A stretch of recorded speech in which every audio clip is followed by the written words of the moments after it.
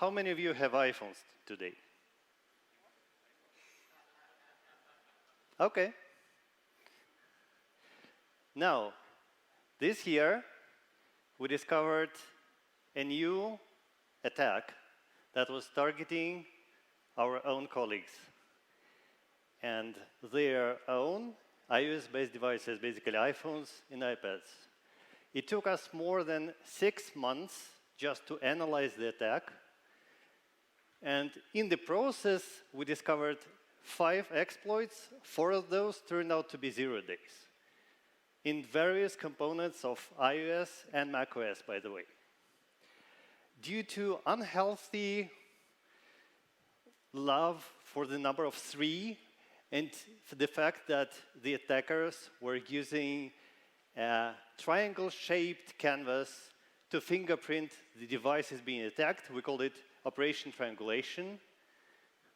And the malware that was used in the attack has all the features required for the best cyber espionage that whoever will need.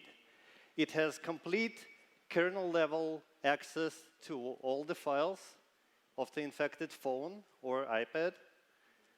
It gets geolocation not just from GPS, but also from the base station information.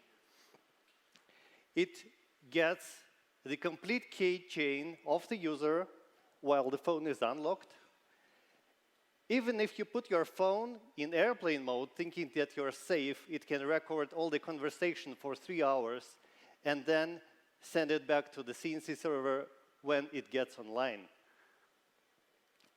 It has one-shot modules just to extract SQL databases from different applications, including all the popular messengers, and has dedicated plugins for extracting WhatsApp and Telegram, chats, and attachments. Now, usually, when you read about such attacks for iOS, you either read about a complicated exploit or some later part of it, probably an implant. Because it is very hard to reconstruct the whole attack.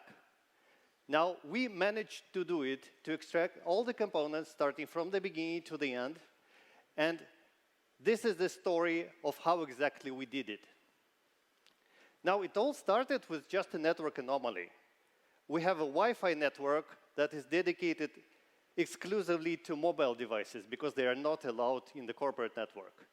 And while it's good to be a security company, we have a CM solution developed by ourselves that we connected to this Wi-Fi network.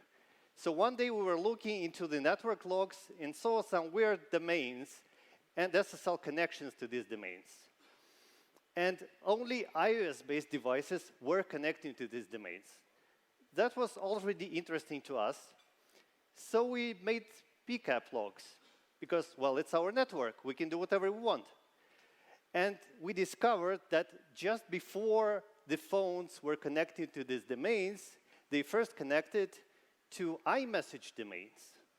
That was even more interesting, especially after reading all the news about the forced entry exploits and their predecessors. So we hoped that it will be a real malware. And since it was our own network, in our own office, we were very lucky that we had all the devices in physical proximity. So the standard protocol when you have a suspected infection in your network is to run around, just image all the machines or the devices, scream and shout when nobody hears you, and pretend that everything is okay when people are around. Well, in this case, we couldn't do that, first of all, because we suspected that the attackers are hearing us and looking through the cameras. And then when we tried to grab the devices and image them, it turned out that, well, the modern iOS 15 and 16 is almost unbreakable by the modern jailbreaks. The ones that are available doesn't help us to image the devices. And the forensic acquisition software is either based for older devices or just uses iTunes backups. So we decided to do the same, to make iTunes backups of the devices and analyze them. Now, how do you analyze an image of a device? you look at the timeline of events. Either it is a Windows system or a mobile. So we used MVT, Mobile Verification Toolkit, to build a timeline of events. And we had one additional piece of information. We had the timestamps of the connections from the network. That was very important and helped us, because we were looking for the exact events happening around the same time. And what we discovered was pretty interesting. We had evidence of IM transfer agent process that is responsible for downloading attachments. Then we saw the modification of the SMS attachment directories, but they were empty, indicating that there was something, but it was deleted. And then we saw a process named backup agent doing some network activity. And this was the most suspicious part, because backup agent was deprecated around iOS 6 and should have never been used at all. And even more, it shouldn't do any networking. And we used that record about backup agent as a primary indicator to discover more infected devices. Now that we knew that there was something to do with the attachments, we want to extract the actual attachment. So the first idea was to clone the accounts. We made a Mac station. We connected targeted Apple ID accounts to iMessage on the Mac. And then we hooked iMessage with Frida, trying to extract all the incoming attachments. It did work in a way that we were sending ourselves some pictures, and they were hooked and stored on disk. But then, one day, we saw a new device being reinfected, but the attachment didn't come. We're not quite sure what happened, so probably it was just a competition between the phone and the Mac, and the phone was faster to receive the attachment. But this is it, we failed. So we decided to do something else. We decided to meet them. So we configured Meet Proxy, an open source Python-based tool, on a VPS server, and it can operate in WireGuard mode as a complete VPN.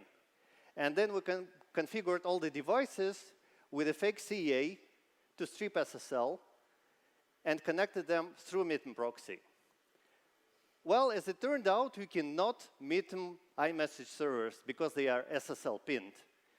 But we still had a quick win, because we discovered that we can meet communication with the CNC servers, well, the suspicious domains. And just to filter out all the information, we had a Telegram bot that would signal us when we have to run to the server and check the logs. And what we got was a JavaScript. It turned out to be a JavaScript-based validator that made a lot of different checksums. It did arithmetic computations just to understand what is the environment where it is running. And it was using WebGL to draw that strange triangle, and then use pixel hashing, just hash all the pixels on the canvas and send back to the server to understand what is the exact GPU and CPU. Now, after analyzing this validator, we discovered that, well, it has to download the next stage, but there's a problem. It's called public key cryptography. It implemented NACL, and it generated a temporary key pair, then used a public key from the server to combine it in a shared key to decrypt the attachment. That has to be the next stage. Well, it's temporary, you cannot catch it, and it's running on the phone. So it's a problem. Well, we decided that we need some solution. How do we do that? Well, we backdoor the malware. We have a MITM running, and we have JavaScript that goes through this MITM that generates a temporary key pair. So we create the backdoor in the algorithm, forcing a static key pair that we control. This way, we were able to not just strip SSL, but also to strip their own encryption based on NACL to get the next stage. And the next stage consisted of two different exploits, one for WebKit and another for the iOS kernel, that eventually started a shellcode that loaded a binary validator, a next validator that was actually just ARM code. Now, the validator did a lot of different things. And by the way, it detected all the jailbreaks that were out there on the market. So it didn't make sense at all to use any other acquisition software or anything, because it will detect it, send it back to the server, and most likely the server wouldn't provide the next stage. And we got several hints that were very, very important for us. We found the code that was deleting the original message, the attachment, and all the traces. So this was the exact stage that was cleaning up after the attack. And also we discovered that the type of the attachment is a watch face. So the problem with extracting the attachment is the following. We have an incoming iMessage that is downloaded from the iMessage servers that are SSL pinned.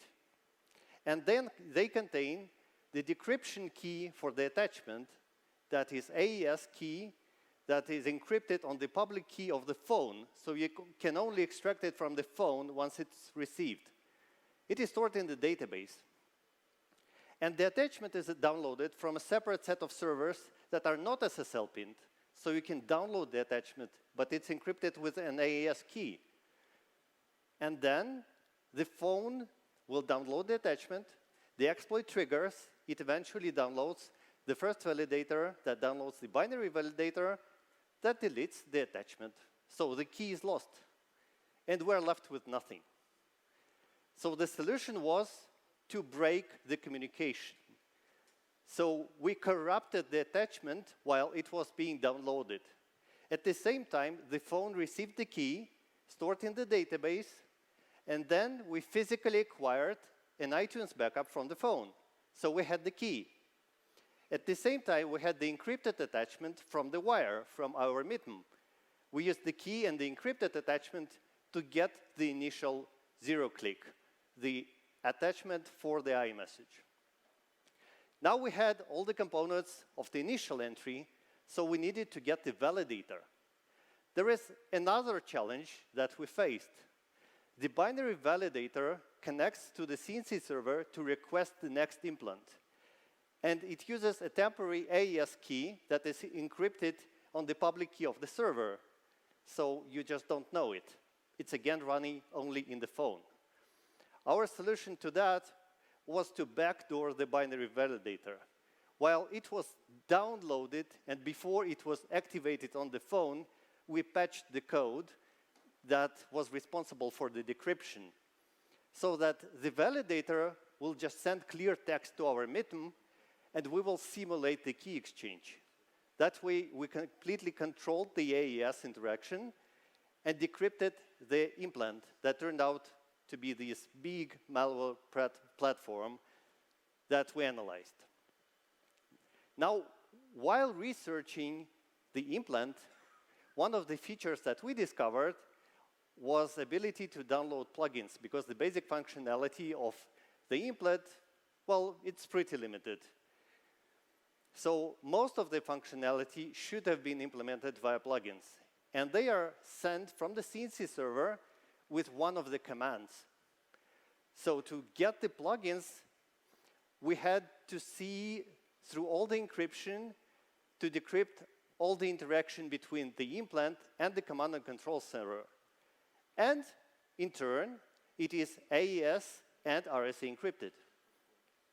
And this time, the RSA key pair is hard-coded in the configuration blob in the body of the implant. So we had to go one level down, and while we were patching the binary validator and the implant, now we had to patch the configuration of the implant on the fly while it was being deployed to the phone. And we just replaced it with our own key pair that was fixed.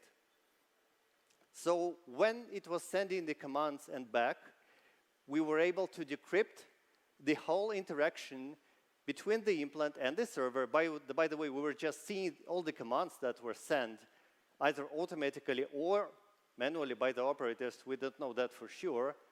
But we were able to see what data was sent, what was collected, and what plugins were provided.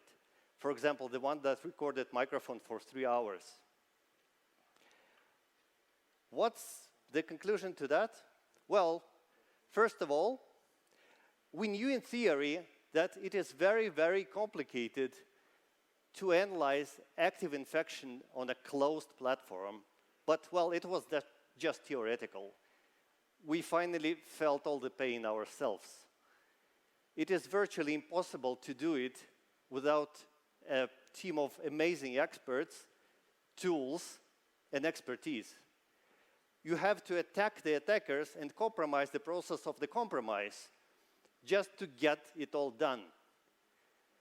And looking back and seeing how much effort was invested in the development of the whole platform, the amount of 0 days, and, well, just seeing the price of the complete chain on Zerodium, it should be at least 1 million, probably 1.5.